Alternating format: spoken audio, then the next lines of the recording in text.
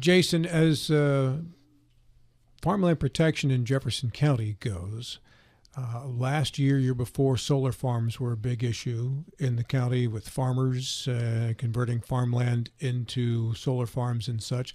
Were many of those folks unaware of the options with farmland protection? Well, that's a good question, and I'm not sure that I can speak for what is known or isn't known precisely, but I think it speaks to a need to make citizens much more aware of the possibilities. Yeah. Now, and I should say that it is not the ability of farmland protection to compete with real estate developers in terms of real estate prices. If you know you're following the prices here in Berkeley County and Jefferson County, they are many orders of magnitude than they were even just in a few years ago. Certainly. So we are an alternative, and we understand that you're the kind of people we want are the kind of people that want to preserve their farmland. Right. So take me through the process of a person, let's say my parents owned a farm, they pass away, I'm the kids, or the grandchildren, I've got no interest in farming, but I like the look of the land. What are my options here? How does it work? Well, what you would do is you would apply, you fill out an application, you get a restricted use report, and that would establish the easement value. So the easement value is the difference between the agricultural value, what you would produce there under agriculture, and the fair market value. And who assigns those values? An appraiser. So any of your real estate appraisers, local real estate appraisers, frequently a local real estate appraiser in Berkeley County is Cerna Appraisals, and they do restricted use reports. Is an agricultural value a fixed amount, X dollars per acre? Does it presume a certain crop, or it generalizes that essentially? Yes. So it's and it would be over a period of time. So that value doesn't change dramatically, which is sort of unfortunate in comparison to the fair market value, which could change dramatically. So the easement number could go up or down depending on a variety of factors. Once I enter into a farmland protection arrangement, what's the rest of the story with my land as time goes by? Well, there are some restrictions. The key here is that we want it used for agricultural purposes. However, we don't tell you what to do. We don't tell you what to grow. We don't tell you if you should or shouldn't build any agricultural buildings. But you can't build any residential buildings beyond a certain agreed upon set. So we don't like orphans, right? We want to have a house with a farm. We'd love someone to live on a farm and be a caretaker to that or to manage it. But no industrial sites, no subdivision, no don't build a hotel there, don't put a racetrack there, Don't do any of those. No golf courses. Sorry, but I could build a house for my kid on there. Absolutely. I can make it a family compound for my 10 kids. And what you can do, so there's a lot of options you have at the moment that you apply. So what you can do is if you have, say, a 200-acre parcel, you could say, I'm going to put an easement on 175 acres and set aside 25 to be used however you see fit. But the other 175 is going to go towards the easement and towards agricultural production. Now, easement is an interesting term to me. Easement to me on my property is the part that's set aside for utilities and such to be used. In this case, what does it mean? So it is very similar in that sense that what we would do is we're buying the development rights to that section, much like a utility company is going to buy the access rights to that portion. And now we're a little bit more polite. They can just show up whenever to check things. They don't need to inform you. We will call you periodically and say, hey, we'd like to go and monitor the property and make sure that the agreement we have in place is being honored by the landowner. So it's stewardship. We want to make sure we gave you the sum of money and it looked a particular way, and you didn't sneak in a hotel or something in the meantime. Very good. Mr. Doyle.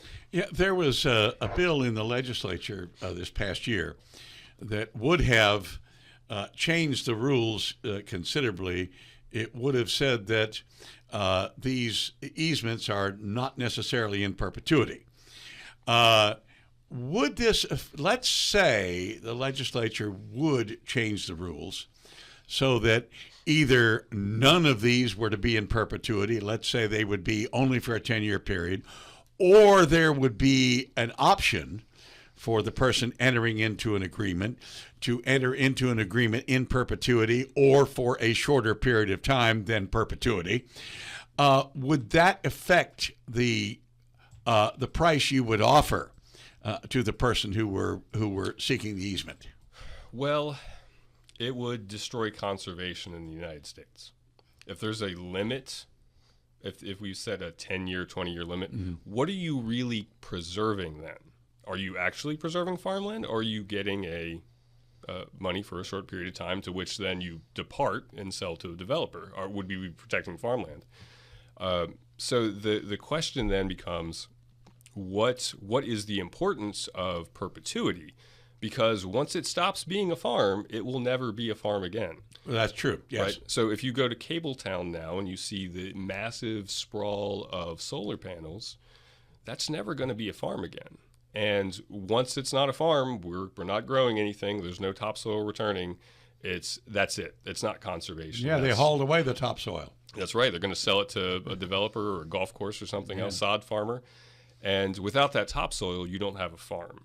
Right. So right now, a big concern is in West Virginia about something like only 10% of the food that West Virginians eat is produced by the state. Right? So 90% is coming from somewhere else. That's not benefiting West Virginians, right? That's a health problem. That's a food security problem.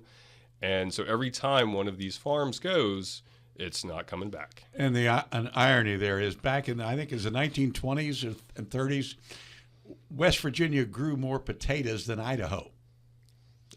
West Virginia used to be a very strongly agricultural state. Yeah.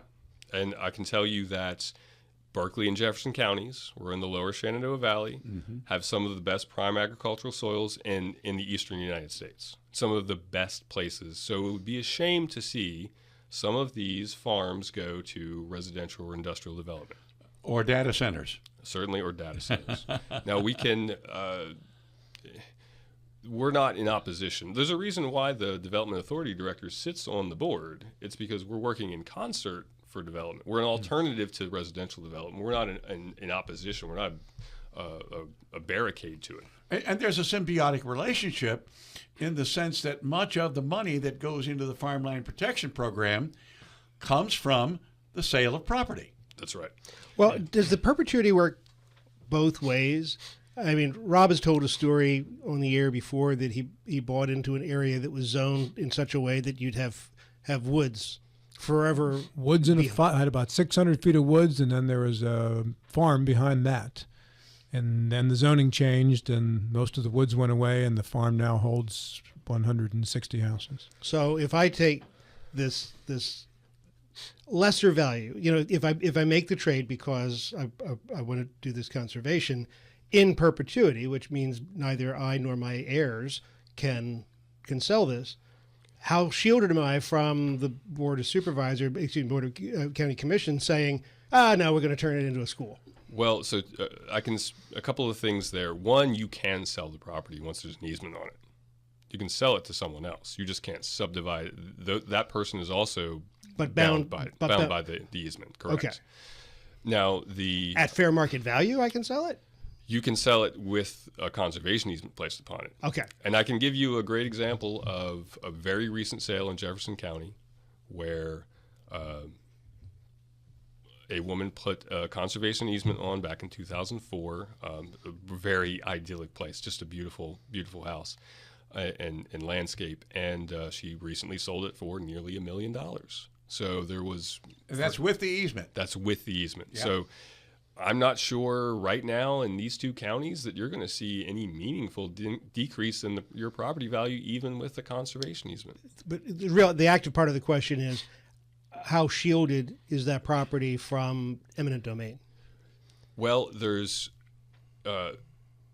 at the state level, they are very, very hesitant to to enforce eminent domain on conservation easements. Now, one of the avenues that we have is matching funds from the federal government, either the American Battlefield Protection Program or the NRCS, the Natural Resources Conservation Service. And once federal money is involved, they will not allow eminent domain for any reason. So it is protected by federal statute at that point. And the zoning board or the planning commission cannot change arbitrarily like they did in Rob's case. They can't come in and say, okay, we're going to rezone it. Farmland protection is farmland protection, and that is not subject to a change on the part of the planning commission when it comes to zoning. That is correct. Once it is permanently taxed as ag value, and the county commission approves these easements as well. So they would have to go back to a previous set of commissioners and say, oh no, we don't agree with what you did, and we want to try to vacate this easement. Now that has not occurred. That has never been a success in the United States since we've been having conservation easements. Can woodland be considered farmland? Well, woodland has the potential to be farmland, and that's maybe the more important part. It's not. It doesn't necessarily have to be farmland right this moment, because a lot of farmland stopped being farmland for a while, but wasn't developed, so trees grew. And you have that option to, well, I'd like to cut this. Forage management plans, that's all of your tree nuts are agriculture, right? So we can absolutely consider black walnuts to be an agricultural product. But if you have 100 acres and 50 acres over to woodland, we're not going to tell you to cut it. And if you want to cut it, then work with us in the plan to turn it into agriculture. Or if you want to leave it like it is, leave it like it is. The state of West Virginia now defines woodland as agriculture. Very good. I did not know that. Yeah, Thank you for that information. They made that change maybe half a dozen years ago. I voted against it. Understood. So as a practical matter, then, we go through this process, and hypothetically my land is approved. I get a check and we're done? Well, essentially, yes. So once the closing process occurs, now, of course, we're going to do due diligence. We're going to make sure the title work is good, the survey is good, that you own the property as you should. And once that process has been complete, we close and provide you with payment for that. A couple of things happen. One is because there is a difference between the easement value and the fair market value. That's tax deductible for you. So you can say, oh, I just got an enormous benefit from this functionally cash sale of property. Now I have a tax burden, but wait, because I deferred such a significant amount in difference between the easement value and the fair market value, that's tax deductible on my federal taxes. That's a capital loss, I guess. Essentially, you're showing it's a donation. The Farmland Protection Board is a 501c3 charity. Okay. So it's the equivalent of a charitable donation to us in terms of land value. The only thing that we're going to really require of you is we're going to monitor the property. So that's usually a once a year visit where we call and say, hey, we're interested. Are you available, or would the property be available to be viewed on a particular day? And we'll go over and check things out and make sure you haven't done anything out of. Okay, another hypothetical. You come out and you check, and I haven't been growing weeds. I've been just letting the field go, or just haven't actually started farming anything. Am I in trouble? And if I'm in trouble, what happens? No, I'm not in trouble. You're not in trouble. You preserve the land. You've preserved it. It doesn't have to. We're not going to make you be a farmer if you're not a farmer. Right, so this is about landowners. I'm just not destroying the land. We want you to keep the top. Don't scrape the topsoil off and sell it to somebody. Right. We want it. It's not just about being a farm now. It's about being a farm in the future. The potential for it, because again, once it stops being a farm in terms of development pressure, that it's gone to industrial or commercial or residential use, it's just not going to be a farm again. What's the minimum acreage? So in Jefferson County, it's 20 acres. Actually, I believe it's the same amount in Berkeley County. So when the Farmland Protection Act passed back in 2000, which was a really far-sighted sort of policy. I was the lead sponsor on the House side. Thank you.